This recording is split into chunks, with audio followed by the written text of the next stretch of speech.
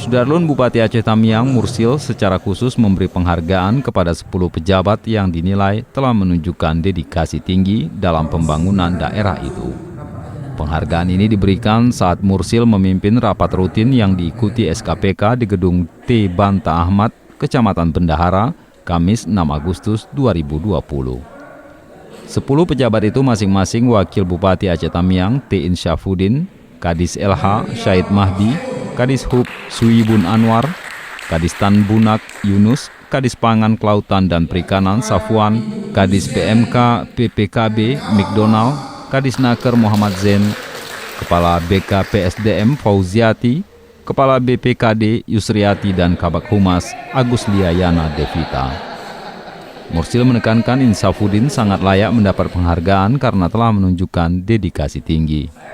Wakil Bupati dinilainya mampu menjalankan tugas dengan baik meski sedang menghadapi cobaan berat ketika almarhumah istrinya sakit keras. Pujian Mursil ini disambut haru Wakil Bupati. Politisi PKS ini pun bahkan tak sanggup menahan tangis dan kemudian balik memuji Mursil yang dinilainya sangat peduli dengan dirinya. Dedikasi serupa diakui Mursil ditunjukkan 9 pejabat lainnya yang telah mampu bekerja serius dan memberi dampak positif bagi kemajuan Aceh Tamiang. Dari Kuala Simpang, Rahmat Wiguna, Serambion TV.